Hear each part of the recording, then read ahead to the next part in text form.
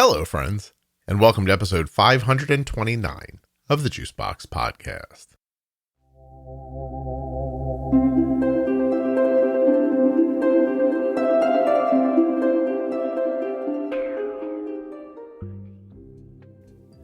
Today I'll be speaking with Gail, who, among other things, has type 1 diabetes. She's going to tell us about a pretty long list of autoimmune issues that she has. And at the end, I'll give you a little update from Gail. See how she's doing today. Please remember while you're listening that nothing you hear on the Juicebox Podcast should be considered advice, medical or otherwise. Please always consult a physician before making any changes to your healthcare plan or becoming bold with insulin. If you're looking for those diabetes pro tip series, you can find them at juiceboxpodcast.com, diabetesprotip.com, or they begin right there in your podcast player at episode 210. Those links will also take you to some defining diabetes episodes, as well as many, many others in the podcast. I have just a couple of brief things for you, and then we're going to get started. I'll do it after the music, though.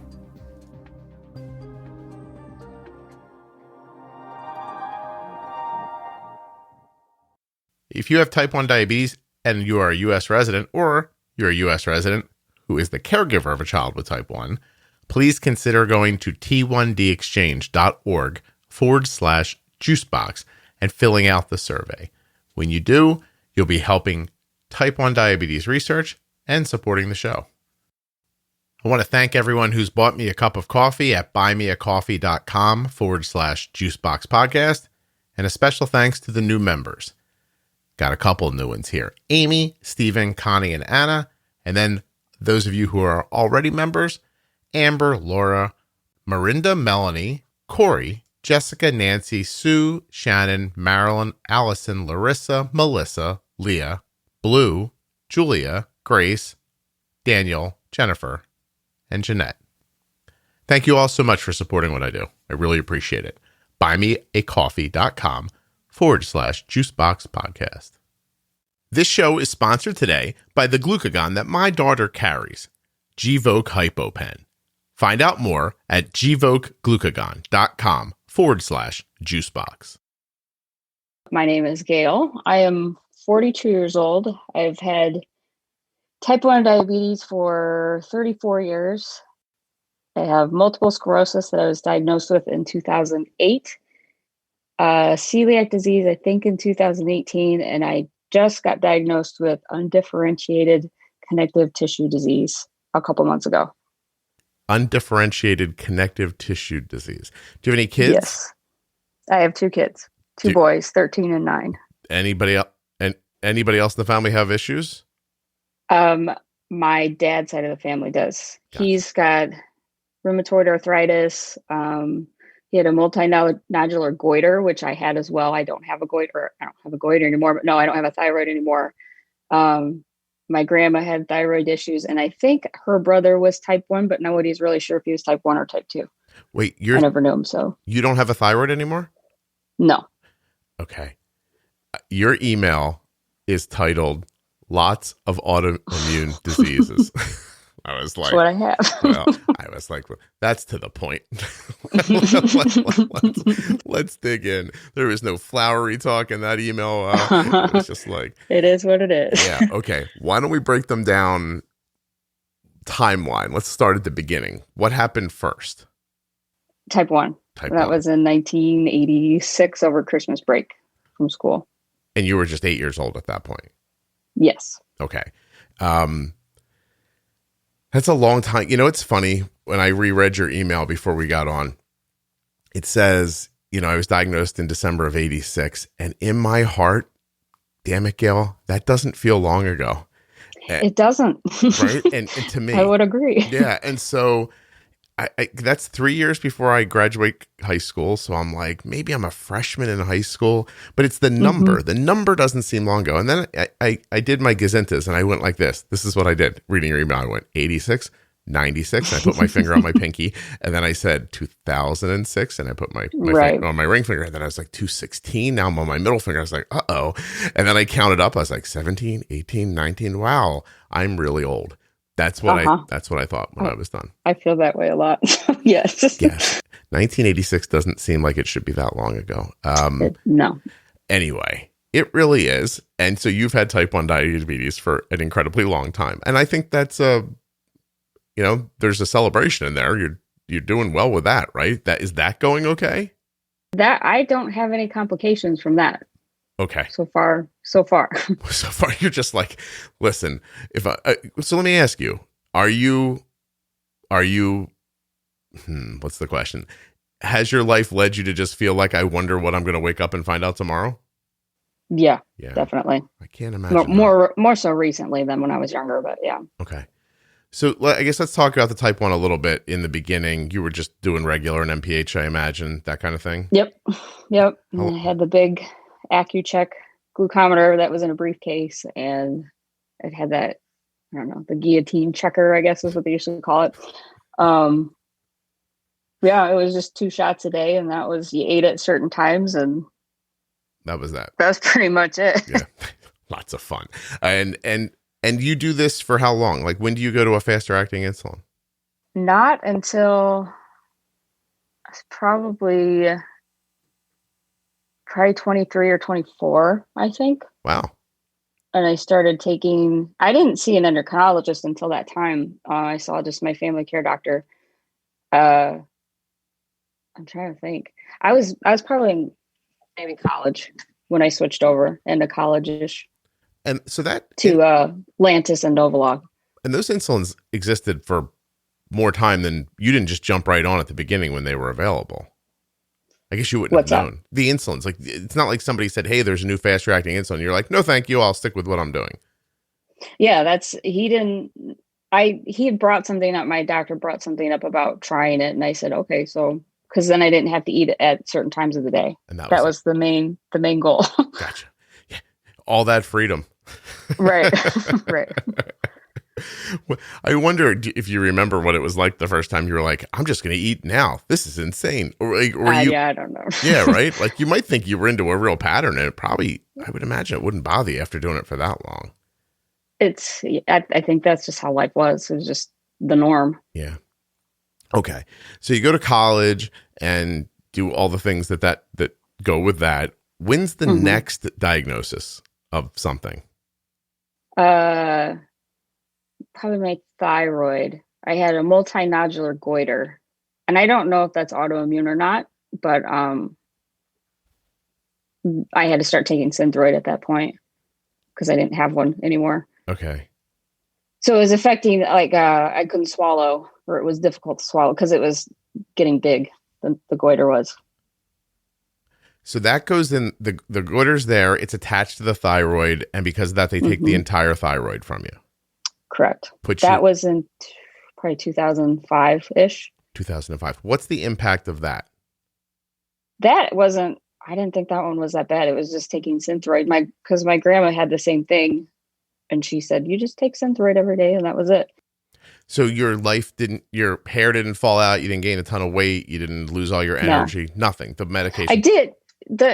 After the surgery, because it takes a little while for it to get out of your system, I guess, and then they start you on a lower dose, and then that kind of hit me at once because I remember being at work and was like really tired, and then they increased my Synthroid, and then it was fine.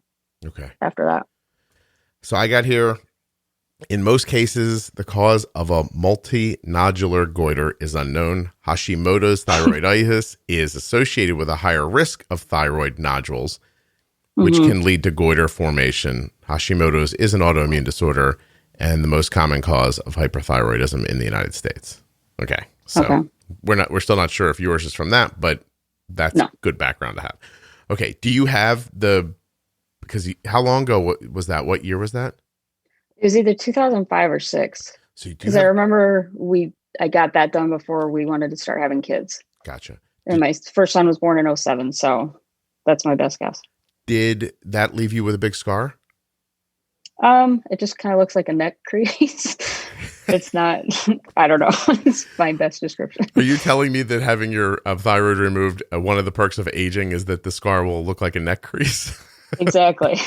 I can't wait till I get older. I'll look normal, right? This will just look like a wrinkle. I'll just blend in there. So I think they're getting better at that incision now.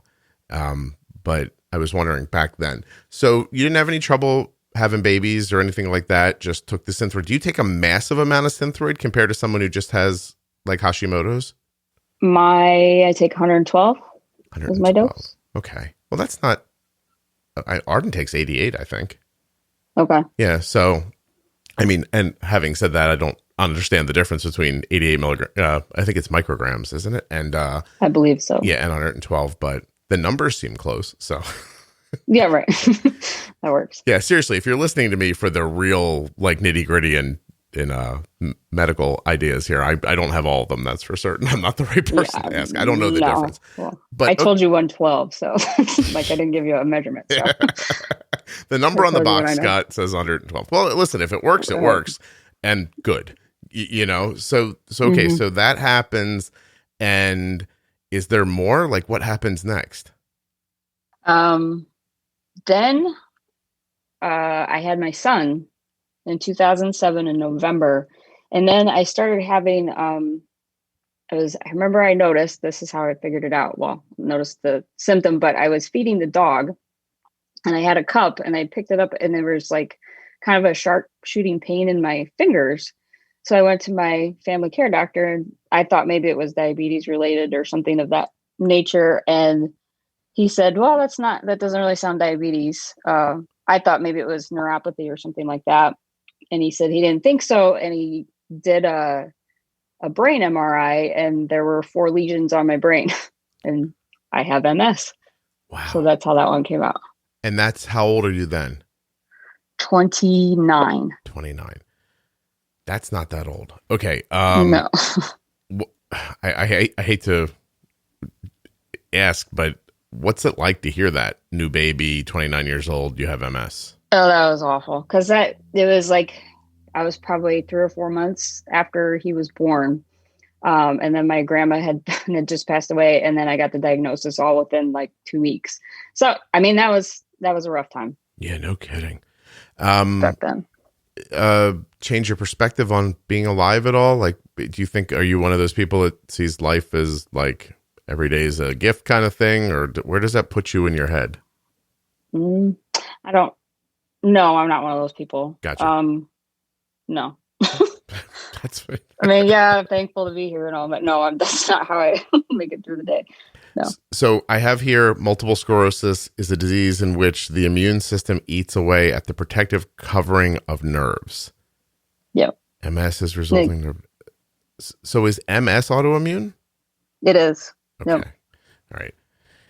Well, Gail, we're at the point in the conversation where I'm going to make a list so I don't lose track of things. Hold on a second. Of which one's which? Yeah. We got type 1, no thyroid from a goiter, MS.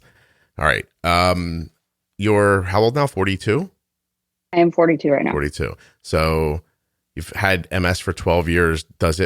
Has it progressed? And so that one, I went probably, I don't remember. I've had probably 2 or 3 relapses. I don't remember when it happened. I think I was on, it was called beta seron. So that was another injection. I took that one every other day. Mm-hmm. And then that one kind of just stopped working. And I had a couple relapses within, I don't know, maybe 9 months of each other. So we switched off of that. And I took a pill. And then I had another relapse. So my neurologist switched me to an infusion. So now, since I've been on the infusion, I have not had any relapses. What do you get infused and how often? Tysabri, and it's once a month. Do you have to go into a center? Or do they come to your house? Yeah. Infusion center. Okay. And that appears how long have you been using that? Probably 3 years, I would say. And that seems to be helping. It does. Yep.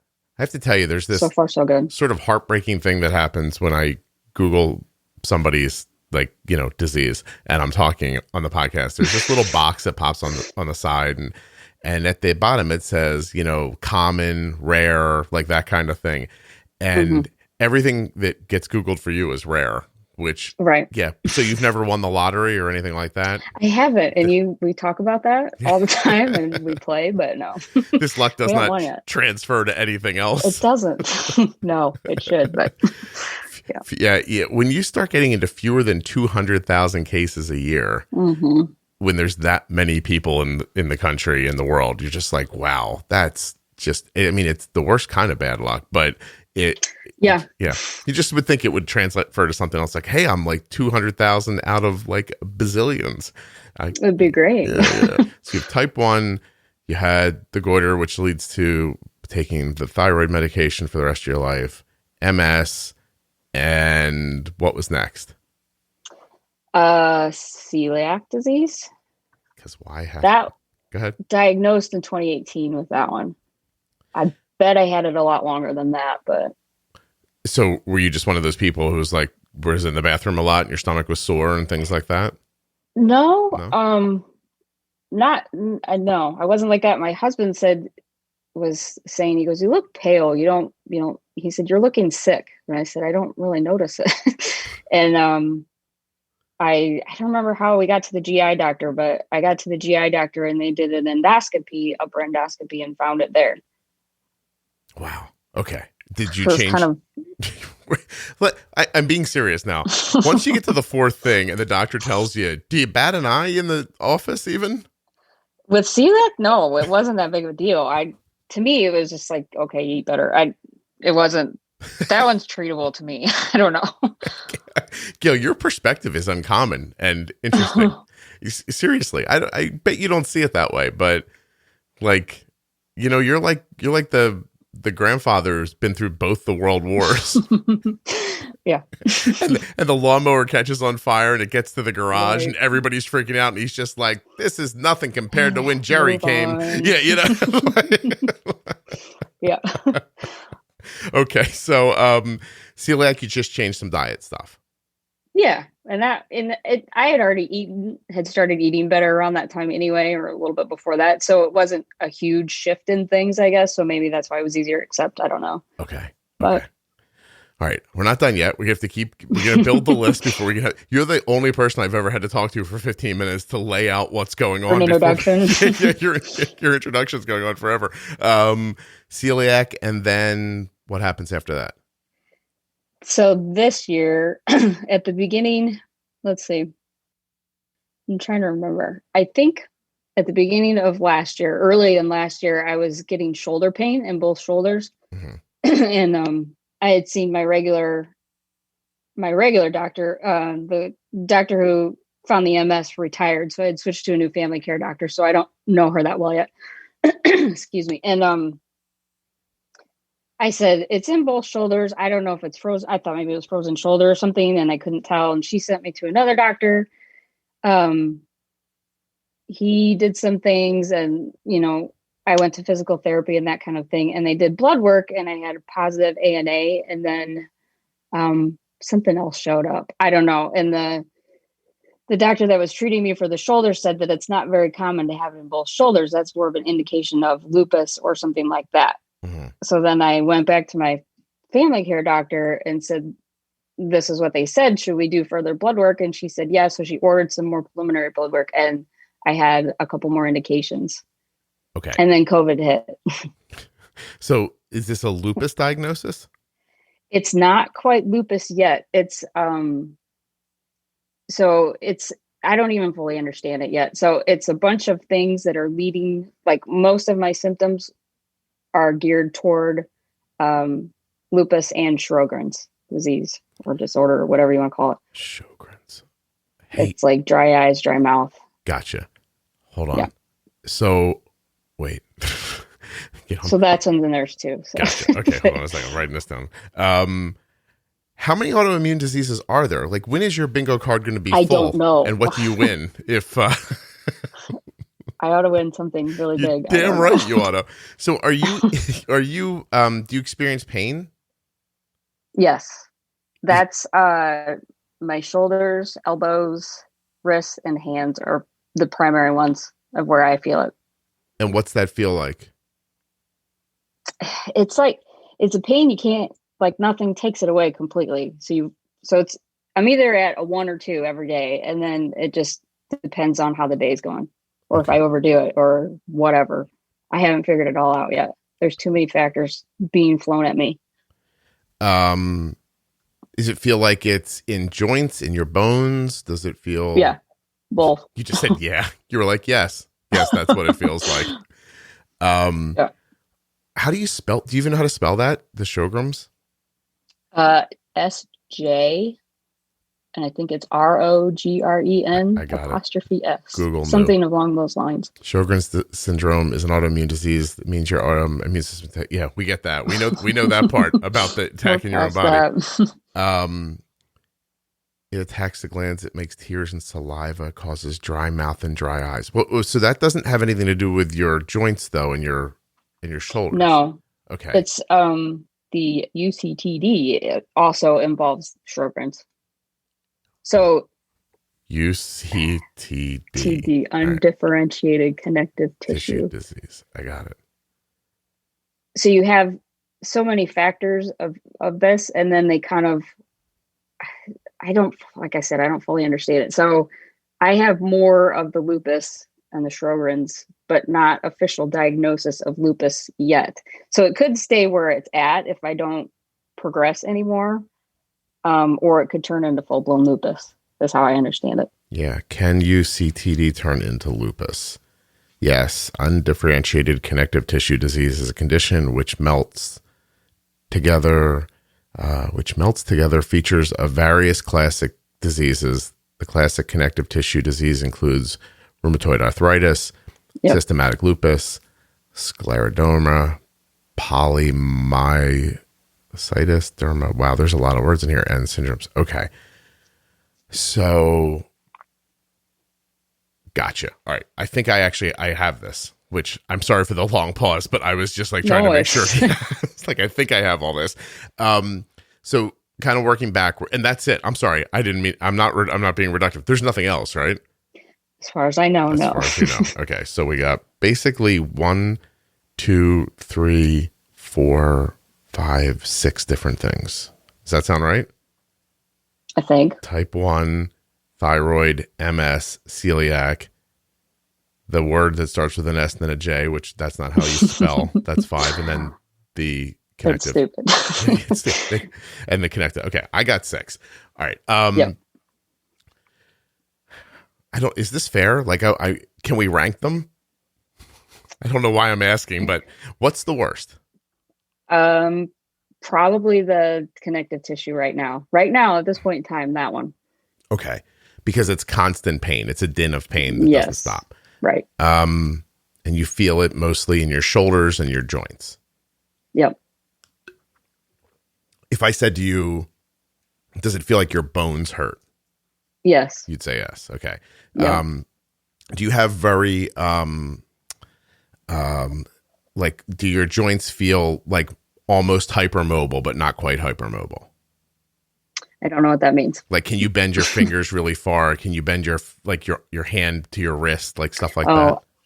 No, I can't. You don't have that going on. Okay. No. Mm-mm. No, there's no medication that touches the pain? Well, I've started Plaquenil probably 6 or 7 weeks ago. It's helping. I guess it takes 3 to 6 months for you to feel the full effect of it. Okay. So we're still working on it. So it's improving. I'm not where but I would like to be yet, but yeah. And that's a common drug for lupus, right? Yes. Yeah. Pretty much every rheumatologic disease, is what I understand. My dad has rheumatoid arthritis and he's on it. How old? What's up? I didn't mean to cut you off, but how old's your father? He's 66. Okay. Do you ever talk to him about all this? Does some of this overlap with his experiences? Yeah. Yeah, we talk about it. Okay. But he doesn't, but he's just, he's your dad, I imagine. He's just like, I just get up and it hurts and God doesn't take me and I do it again tomorrow. Is that pretty much your dad? Somewhat. Somewhat. But is he seeing doctors for it as well? He is. Yep. Okay. So is he using it? We see the same rheumatologist. He's the one that recommended her to me. Gotcha. So. And so when you go into a rheumatologist for the first time, they do that, like they do a pretty extensive, just examination. And do they see right away? Go ahead. What happened with that? So the one that I am seeing, she had like a 6-month waiting period to get in. And I had already been up to Mayo in Minnesota. So I scheduled an appointment up there to at least get everything started. So up there you go in and they kind of like, they do everything there. It's pretty nice. Mm-hmm. And, they gave me the diagnosis and then I was able to get an appointment with her here, my regular rheumatologist here. So it kind of worked out timing wise that way. Gotcha. So I already had a diagnosis when I went to see her. How do you get the diagnosis? Is it from blood work? Blood work. And then they did like, I do have Raynaud's too. There's another one. Wait, hold on. You just added a 7th thing. I got it. Right. All right. I just want to put it on my list. Go ahead. They checked the capillaries in your fingers and stuff like that to see if the Raynaud's was primary or secondary and all kinds of tests like that. But I would say, yes, primarily blood work is how it comes up. Okay. Raynaud's is, more common. Congratulations. Smaller arteries that supply blood to the skin constrict excessively in response to cold, limiting blood supply to affected areas, fingers, toes, ears, tips of the nose. And so you get cold in like specific places. My hands and feet. Your hands and feet. But your body's not cold. No, I'm cold pretty much all the time. So I don't know if that has anything to do with it, but. Well, it could. But it also could not. I don't think you and I are the ones to figure it out, but I'm still interested in hearing about it. So you're cold all the time? Like when you're sitting still, do you have like an electric heater pointed at you, or you're wrapped in a blanket, or are you just like chilly? Usually I have the heater up in our house. And the rest of the people in my house aren't happy with that. But usually I've got a blanket or some sort of sweatshirt and whatever.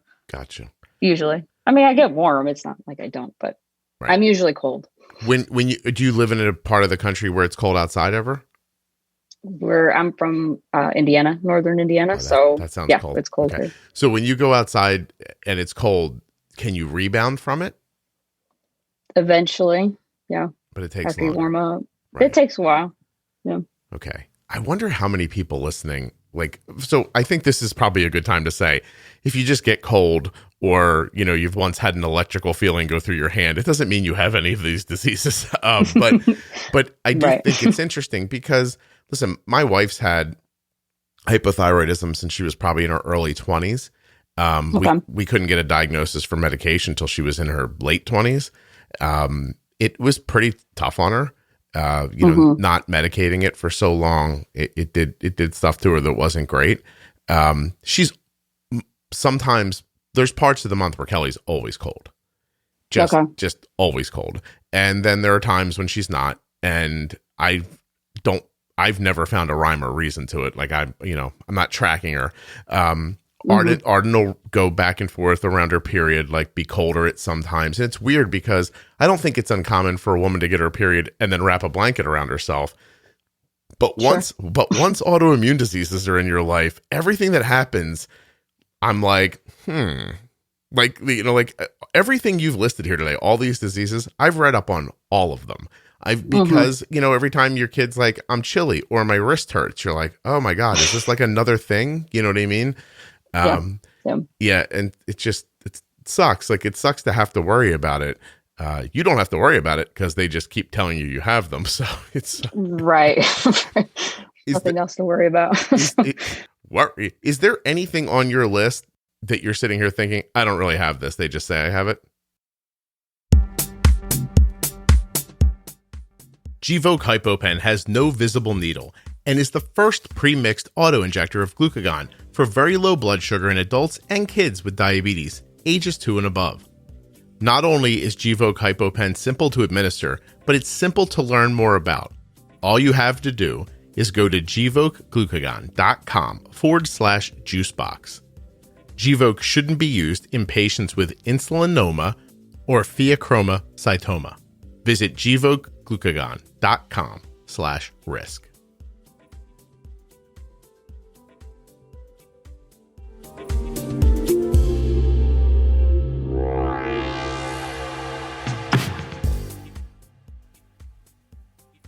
You can support type 1 diabetes research and the Juicebox podcast by going to t1dexchange.org/juicebox.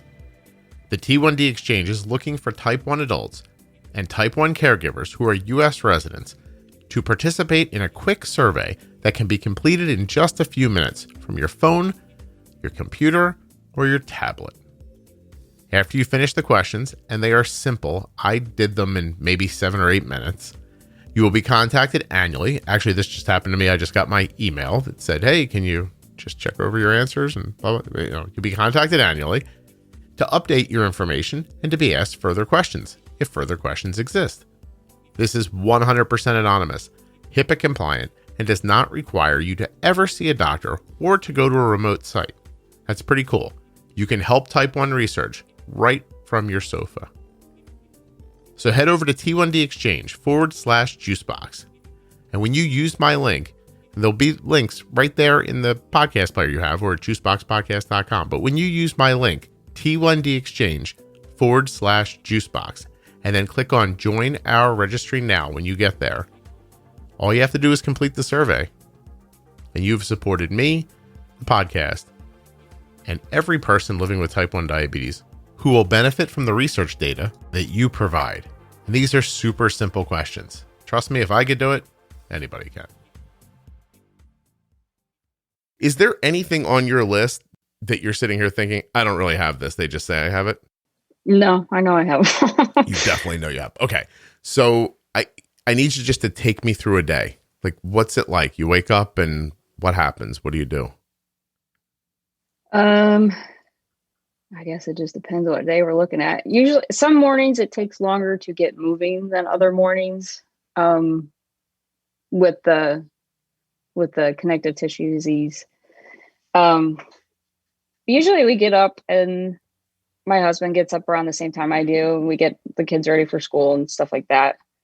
And then he goes to work, and some days I jog when I feel like I can, and then other days I don't. It just depends what's going on. I'm on loop, so I don't usually have to worry about my blood sugar in the morning most days. I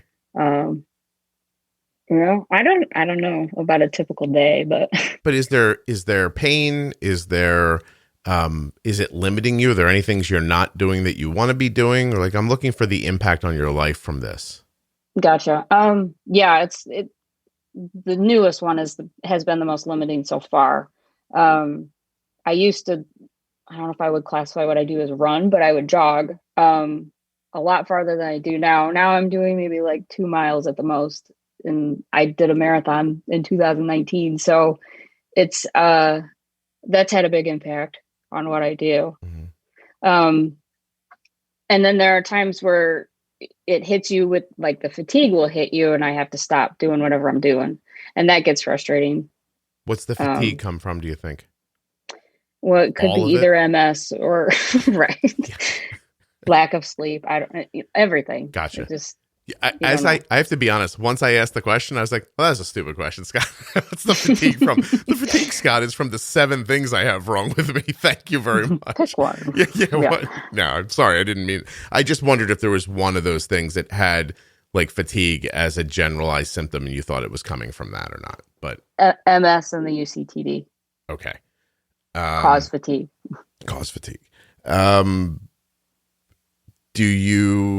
Is there any not preventative, but are you paying attention to your kids for this stuff? Like, do you find yourself staring at them, wondering if they're okay constantly? I do. Not constantly, but yeah, I do. More so my youngest, so when I got celiac, the GI doctor suggested that we get them tested to see if they had the gene. So we did that, and my oldest does not, and the youngest has it. He's not have celiac, but he has the gene for it. So I kind of watch him more for autoimmune stuff than the other one, probably. because the celiac popped up. Yeah. Gotcha. Have you ever done TrialNet? No. No. Do you consider that ever?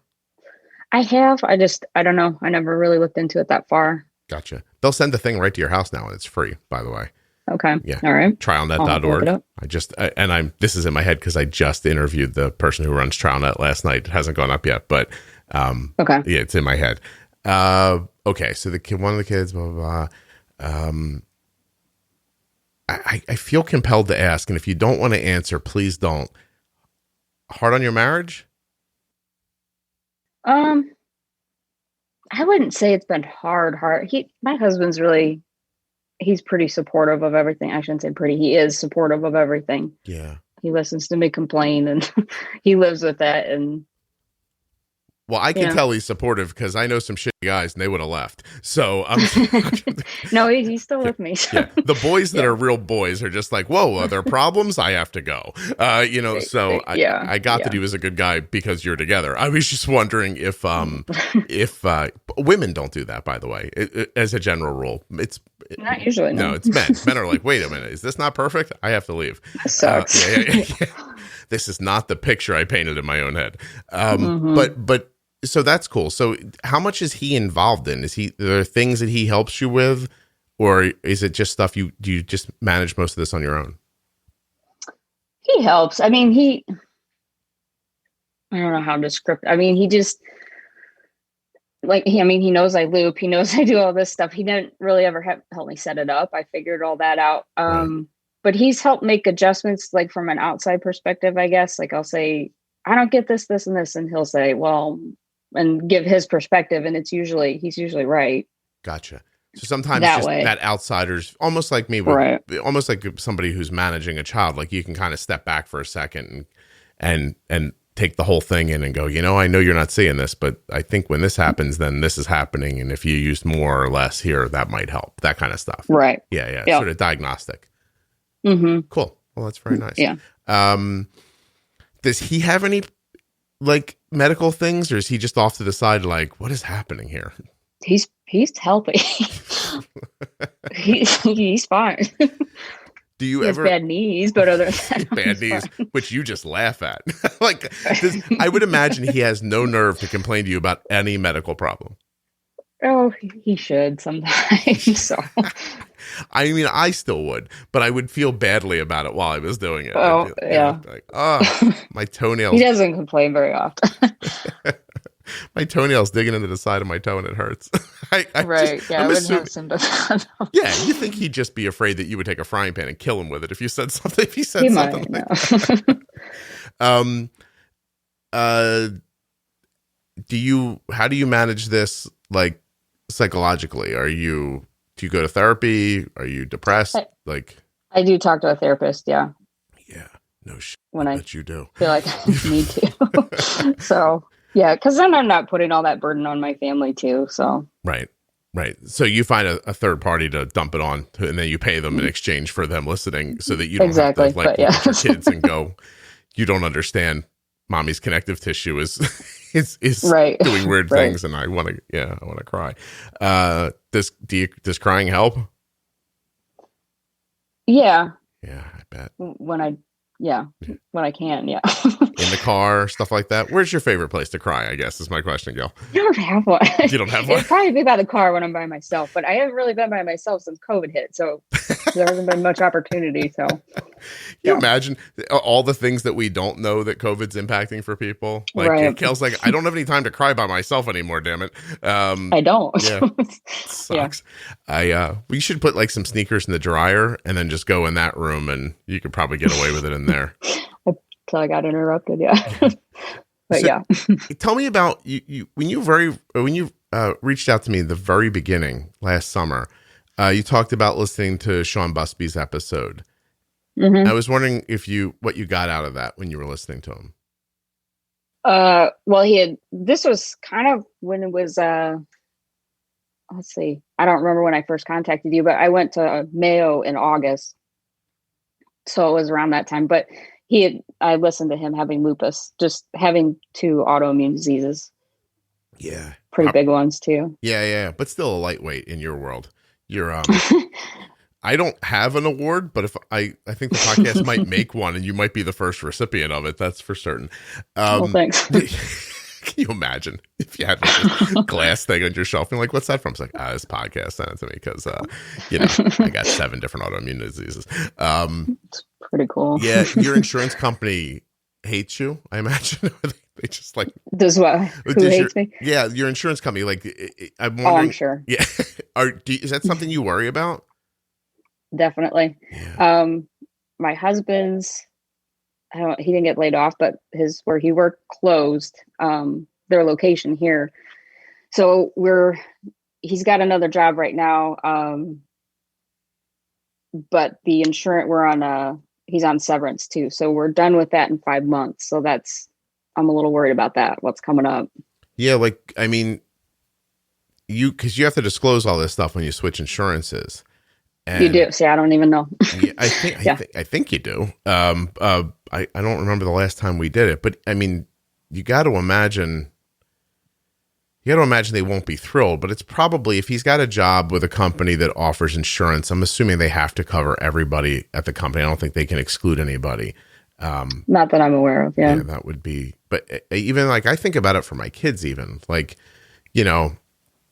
Arden has, what she has. And by the time this comes out, I think we'll have gotten a diagnosis for Cole of Hashimoto's as well. My son, who's never had, really? Like anything in his whole life. And so now I know they're going to go out into the world and, one day they're going to need their own insurance and they're going to be starting with, yes, I have this, but I'm starting to wonder if everybody doesn't have something at this point. I gotta think so. Or is it just the bubble we live in, Gail, where I'm just like, yeah, because you said a bunch of things that are uncommon, as far as sheer numbers go, but I'm aware of every one of them. Mm-hmm. And that's from being in the diabetes space, honestly, and hearing people talk about it every once in a while. Right. That sucks. Anybody else in your family having these issues? Like, in front of your father in the timeline, like cousins? His mom. Yeah, but only older people, not younger people. I've got a cousin who's got Raynaud's, and I think my aunt, his sister, has Raynaud's. Other than that, I don't think they've got anything. Yeah. Well, that's just the tip of their nose is cold. We're not counting that. Right. Are any of these things an indication of more to come? Like, I understand that MS can progress. But are any of these other things like stages kind of diseases? As far as I know, yeah. The connective tissue one can develop into whatever it wants to. From there is how I understand it. I don't know where it's all going. Of course not. What's that? I was going to say, do you try like purposely not to dig into it? I do. Yeah. It's like too much information that can be overwhelming I don't know. It's in the future and I don't want to worry about what could happen as much. I mean, I think about it obviously, but. Yeah, I think I have to agree with that. Like, especially because you're going to find out all the possibilities and the likelihood is that most of them won't ever occur. And so how do you know which ones to look for or to worry about? And then you just put yourself in a cycle of just staring at everything, wondering what's happening constantly, and that can't be that. After I got diagnosed with MS, I read a lot about that, and it was depressing because it was all I would read about these people that couldn't walk and they were in wheelchairs, and I thought that was going to be what was going to happen, and it hasn't, obviously. So I quit reading about it back then. Yeah, I'm assuming that's you have one of the few lives where I would definitely agree that we'll just cross that bridge when we come to it. Yeah. Yeah. Where most of the time I'm like, let's be prepared. But I think for you, I think you're doing the right thing. Seriously. Because what if it just doesn't happen? You know what I mean? Like, yeah. I don't even know what I'm talking about. But, what if one of the things you're concerned about just never arises? And that is rather likely. I mean, honestly, what could even be left? Seriously. I don't know. I've asked myself that same question, but I don't know. Yeah. I don't even want to Google it. Well, yeah. I mean, it's just like, it stands to reason that statistically you've got to be done. I mean, like what? I thought that same thing. I would think so. Yeah. And with all of the diseases, I don't know if this is a good way to say it, but aside from the type 1, because there's no mild version of type 1, but like I have relapsing, remitting MS. I'm not progressive. I'm not that way. I don't have full blown lupus. I've got mild cases of everything. Mm-hmm. If that makes sense. Yeah, no, I mean, but it's funny, as you just said that the only thing I know about relapsing, remitting MS is what I learned on The West Wing. So, and that's... I don't know what that is. It's a TV show. I never watched the show. No, it's a TV show, and the president had this. Well, I know that. I've never watched it. I just realized, I was like, where have I heard that before? And then my brain went, I was on The West Wing. I was like, oh, okay. And that was a long time ago I saw that. Wow. Okay, so besides making this list, which is fascinating, why did you want to come on the podcast? Just because, I don't know, I thought maybe there were other people that had more than one autoimmune disease. You looking I guess to connect? Just more common people. I would if there's more people out there. Yeah. Okay. Are you in the private Facebook page? Of the Juicebox? Yeah. Yes. Okay. So when this episode goes up, I'll put it in there, and I will say that if you have any of these things going on that Gail would like to, this would be a good place to find Gail in this post and see if we can find anyone else for it. I mean, there's got to be other people who I would think, I imagine probably don't even talk about it very much. Because I mean, if you just jump into a type 1 space and start talking about, I mean, celiac's pretty common, so people talk about that a lot. But the rest of it, it's funny, the rest of the things that you list off, I mean, aside from having the goiter, is the kind of stuff that I find people are just, you know, like I said, they have an ache or a pain and they do some Googling and they're like, I wonder if I have this thing. And then it never really comes to pass for most people that's the problem. Mm-hmm. Yeah. Wow. Gail, I don't know what to ask you next. I'm sorry. No, it's confounding. I'm comfortable that we've not made this like sad, which I don't want anybody to feel. I mean, I want them to understand the weight of it, but I don't want us to just be sitting around like bemoaning like what's going on. Yeah. What do you do to keep your life normal? Like, you just go about your business, and do you work, by the way, or? No, I'm a stay-at-home mom. Yeah. And have been for, I worked part-time after my first son was born. And then when my second one was born, I went full-time to stay home. Mm. Yeah. And then from a progression of diseases, then we just decided that I'm okay not going back. Right. Yeah. I would think you would think that you've bought that much. Yeah. But it sucks because you probably wanted to go back to work, I imagine. Yeah, I would have. I'm a CASA volunteer, so I do that. Say that again. A what volunteer? CASA. CASA. Court-appointed special advocate. Oh, look at you. I actually know somebody else who does that. Isn't that odd? Yeah. Though that's a nice use. That's a really nice use of your time. It gets you. Yeah. Yeah. Get to leave the house and get dressed. Well, you used to, I guess. Right. Yeah. Not right. Yeah. Yeah. How worried about COVID are you based on your list? We haven't really done much of anything.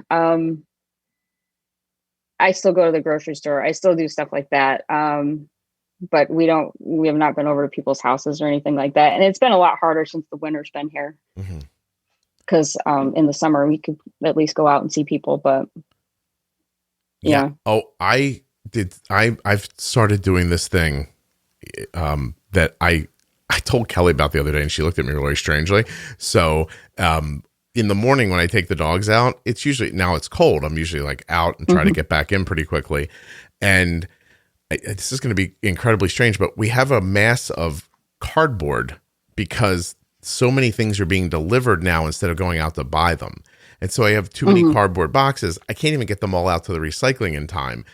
So I've started taking a few small boxes to my fire pit, lighting them on fire and standing next to them while the dogs are out in the morning. So it's not so cold that I can just stay outside for a couple minutes. Like I don't want to light a big fire and be out there for hours. I don't have the time for that, but I also don't want to freeze. And I'm starting to feel like I just want to stand outside a little longer.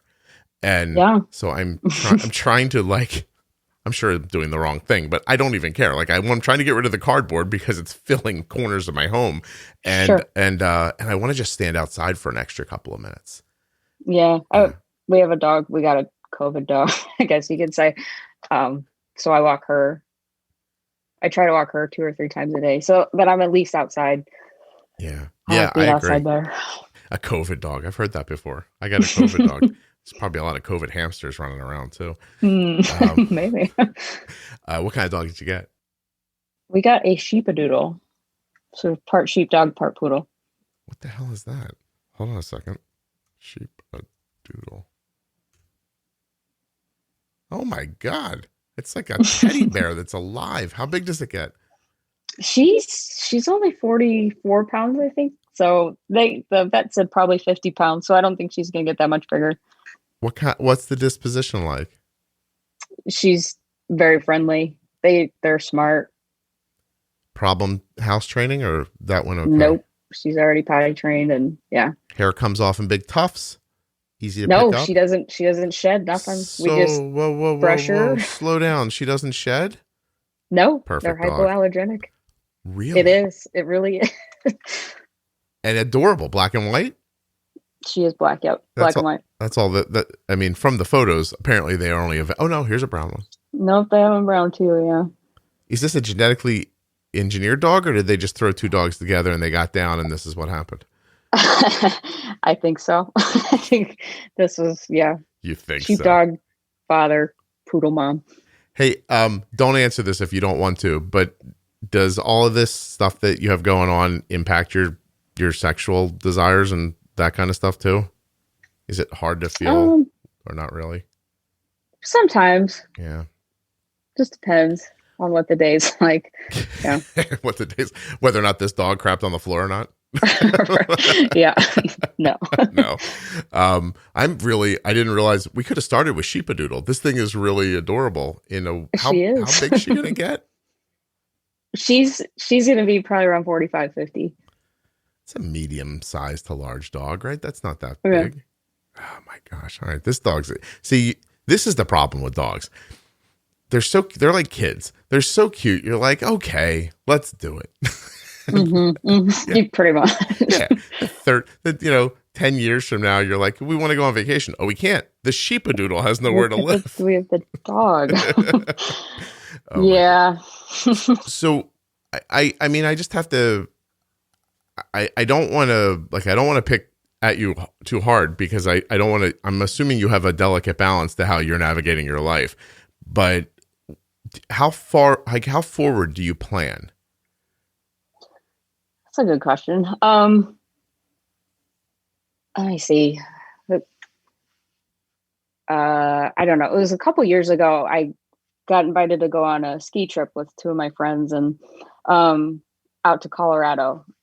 And my husband was saying, I said, I don't know if I'll be well enough. I can't remember what it was. I think I was having a relapse at that point. And I said, I don't know if I'm going to be well enough to be able to go. And he said, just plan it. You can't plan for something that's going to be bad. That's going to happen. You don't know. Mm-hmm. So just plan like accordingly. So that's kind of how I've been doing things. Yeah. Like I plan to do them and then whether or not I can actually do it. You worry about it in the moment. Right. Yeah. That seems smart to me. I mean, honestly. And it's not easy to do, but yeah.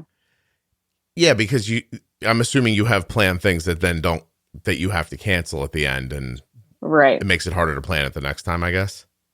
Yeah, it is. And that's happened a couple times if we were going to go on hikes outside and stuff. I'm like, I couldn't go. Kind of more so at the beginning of this diagnosis, because that's when I wasn't feeling the best. And in the last maybe week or 2 is when I've been feeling the best. So I'm hoping things continue to improve that way. Yeah. Did you have any trouble getting your thyroid medication dialed in the beginning? Or did you have a really good doctor that tested and kept up with it and got you to the right level? He was pretty good about getting it right. And then I had lost, I don't know, maybe 40 pounds after my second son was born. And then we had to dial the dose back. Because you were hyper.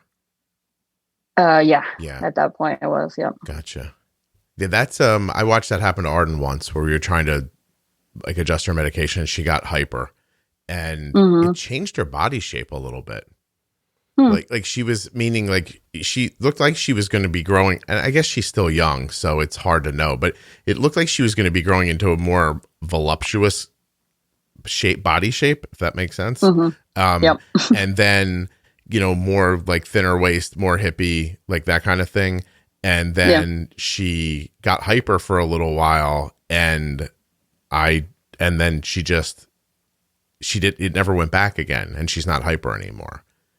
It was interesting. So she's a smaller frame. Her frame is smaller now, like than it was right before she got hyper. And I've always wondered if like what happened there, or if she was just heading in that direction to begin with, maybe. And I'm blurring the line between thyroid and just regular, like growing up. Yeah. Yeah. All I know is that we bought a lot of clothes that all of a sudden she doesn't have the ass to fill, and now I found myself the other day at a consignment shop going, "Can you sell these jeans, please?" Yeah. Which was the woman's like, "What happened?" I'm like, I don't know. I'm like, I was just told to come here and drop these off, and here I am. Here. Yeah. Please try to sell these and send us 40% of whatever you make. That's my me. And Arden was disappointed too. She was like, "I bought these jeans and I look so good in them," and I was like, I don't know what to tell you. Like, I'm sorry. We're not going to make you hyper again. Yeah. I have to tell you that I really appreciate this conversation with you, because I don't know if Arden's just going to have hypothyroid and type 1 the rest of her life and nothing else is going to come of it, or if the people listening are never going to get more things.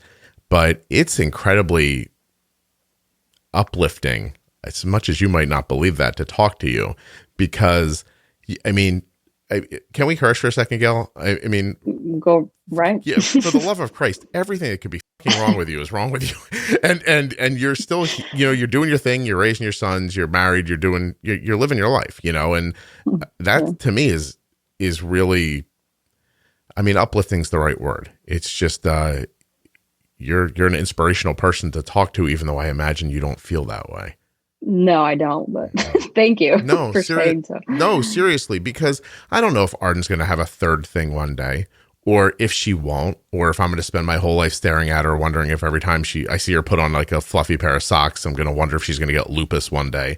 But my brain does work like that sometimes, like, so that's pretty normal. Yeah. Right. And so it's just, I don't know, like it's aspirational to watch you and hear about you living your life.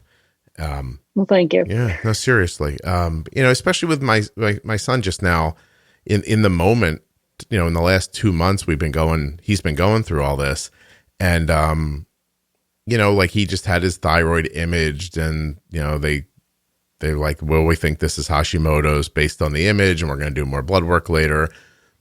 And there might be like some like parathyroid gland that he might have to have a parathyroid gland removed. We're not sure yet. And you're like, okay. And the doctor's like, look, you have the gland removed. Everything's fine. There's no indication that means something else is coming, and you think, okay, great. But is it an indication that 20 years from now, he's going to have his whole thyroid removed? Or like, it's just, once you get involved in an autoimmune world, it's hard not to feel like you're just clinging to the side of an icy, hill, trying not to slide down. Pretty much. And still, as common as it's becoming, more common as it's becoming in the world, it's still relative to the amount of people walking around. This stuff's all incredibly uncommon. Yeah, I forget that people don't realize. Yeah. People will look at me like, what? But yeah. Right. No, it just, we went up. So the way we started realizing about my son's thyroid was that he developed hives just out of nowhere. And so as you're going through, you learn that hives might be one of the indicators for hypothyroid. And, so you're going through the process and figuring things out and everything. But we were in the office of a dermatologist who said something like he could see my son is just like, this is hard for him. Like, he's an incredibly athletic, active person. And suddenly if he moves too quickly, he breaks out. And so the guy says, look, man, I see how devastating this is for you, but I don't know if this helps you or not, but you're the 8th person I've seen today with this problem. And he's like, so, outside of these walls, it's incredibly uncommon to have hives. He goes, but here in this smaller group, this is a common thing. And it made me think about diabetes, and that you can't really consider yourself, like, maybe it's more valuable to consider yourself part of the diabetes group, part of the autoimmune group, and not be constantly looking at everyone else and judging your life against theirs. Like, maybe you have to, like, make your sphere smaller so that your feels better. Does that make sense? Sort of. Yeah. You know what I mean? Like, I don't know. Like, I don't know. I don't know if there's any value in that thought at all, but it is exactly, it's exactly how it made me think. Like, don't judge yourself against, like, maybe the same idea as, like, I shouldn't turn the television on and look at the tight end for, the Packers and go, I can't believe I'm not in that guy's shape. Sure. Like, okay. So you say that. So I think of other runners and things, and I can't get up to certain speed. And I have to tell myself that, like, okay, you've got a lot going on. What you're doing is fine. Right. For you, for what your reality is, you're doing great. I mean, honestly, you're talking to me and not, like, just uncontrollably crying and banging your head against the wall makes me feel like you're doing amazing. I'm not even trying to be funny. Like you're together. You know what I mean? For the most part, I imagine. Yeah, I was going to say, she's going to say for the most part. Not always, but for the most part. Yeah, but everyone's not always all together. And so you just have, I mean, for all the things that you have, it's just very cool that you're able to, like, talk about it. Like, I don't know if I could talk about the things, although I guess maybe in the moment, if I got you on the day you had MS and I was like, so MS, right? You probably would have been. We're not. Yeah. No. Screaming and throwing lamps and things like that. Right. So type 1 diabetes, that you just have a handle on. You have an algorithm and you're doing fine with that. For the most part, For the most part, you're doing okay. You have days, but yeah. Where does your A1C sit? My last one was 5.5. No, yeah. All right, you know what you're doing. And then celiac, you just made adjustments to your diet. I just don't eat gluten. I try to eat more whole foods than anything. I mean, I still eat other stuff, but yeah. Yeah. The MS, you taking you go get the infusions. Yeah. That Thyroid's being handled by Synthroid. Do you find a difference between generic and regular Synthroid? Do you have to use the name brand? I'm actually on levothyroxine. That is the generic, right? Or no? Yep. It is. Then that's working for you. Okay. Yep. So we're waiting to see if the connective tissue thing goes to lupus or not, which it may or may not. And the MS, then you're trying to, all right. Is there anything you want to say that we haven't talked about? Because I have to admit, I don't think I did a great job of talking to you today, but I'm doing my best. I feel a little scattered, which I'm assuming is how you feel too. A lot of the time, yes. Yeah, I feel like somebody, like, walked me into a room and was like, this is algebra, we're going to talk about it now. And then they punched me and threw me on the floor and then started yelling equations at me. I'm like, right. You're supposed to absorb everything there and figure it out. Yeah. No, it just really is. I don't know. I don't know what I expected when you were going to be on, but I'm done now. And I feel like I didn't do a good job. Well, I don't know what else that you would want to know.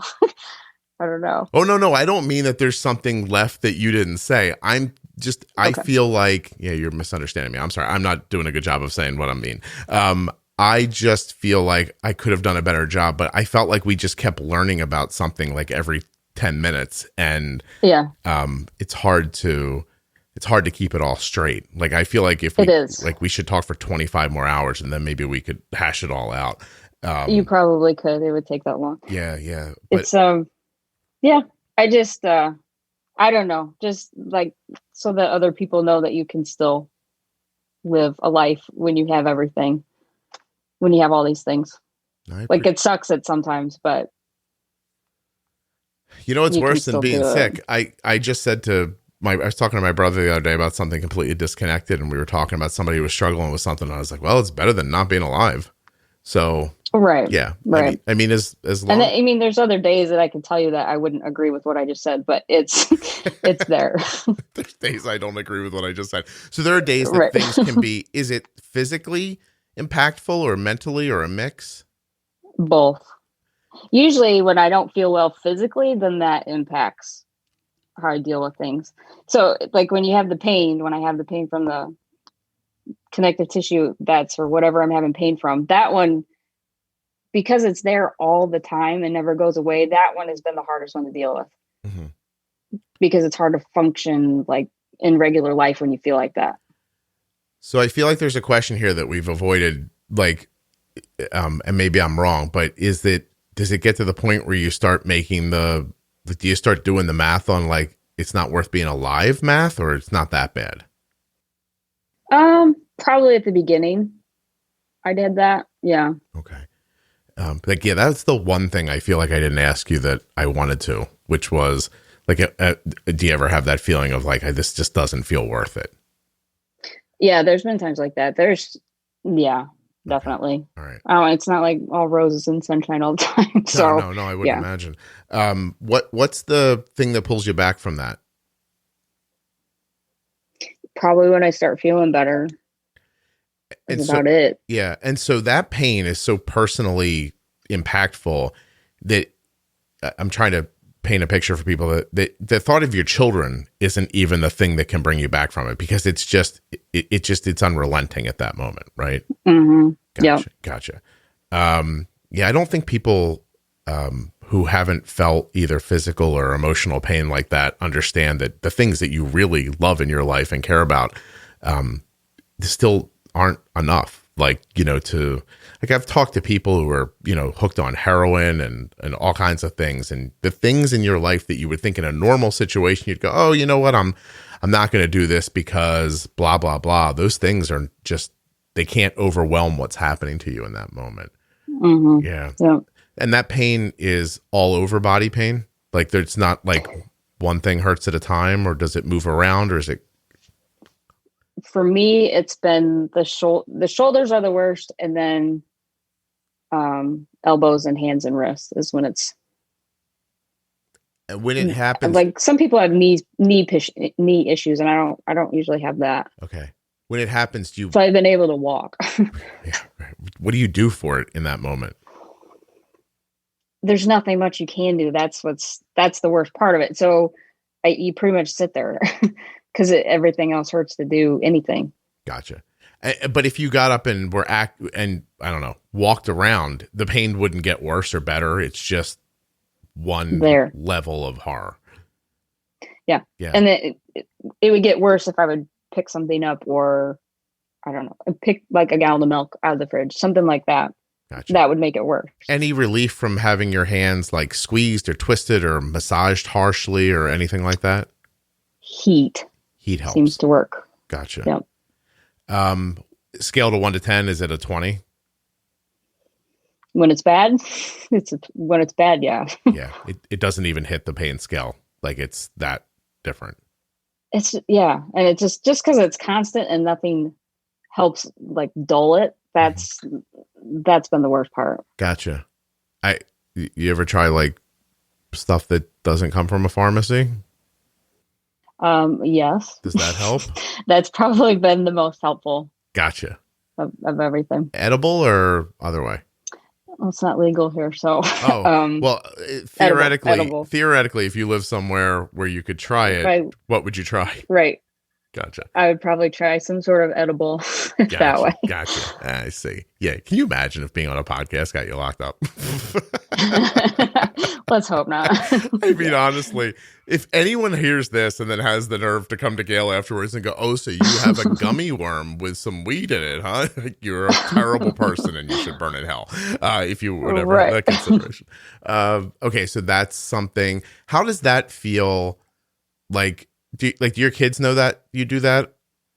My oldest does, yes. Yeah. Was that weird to have to to admit? A little bit, because I wasn't sure how he was going to handle it, but Yeah. he did pretty well. He did pretty well. He was like, oh, thank God, now I can smoke and I don't have to hear from this lady. No. He's not allowed. So. Well, weed is the new walking around, apparently, in America. So I don't think anybody's, I don't know. Like, I've never have, and I now feel like I have 6 heads for saying that out loud. But it's, yeah, I try to do like the minimal amount I can. Mm-hmm. Just to kind of create pain relief. Pain relief. Because it doesn't, you don't want it to put you to sleep. You just want it to kind of lessen things. Exactly. Gotcha. All right. Gail, you did a great job. I'm sure this was better than I think it is. I feel like I never found a flow to our conversation, and at the same time, I don't know how I would have. So okay. it really is. I mean, you're doing a great job of dealing with everything, and thank you. It was really interesting to hear about. Would you hold on for 1 second for me? I will. Thanks. Yep.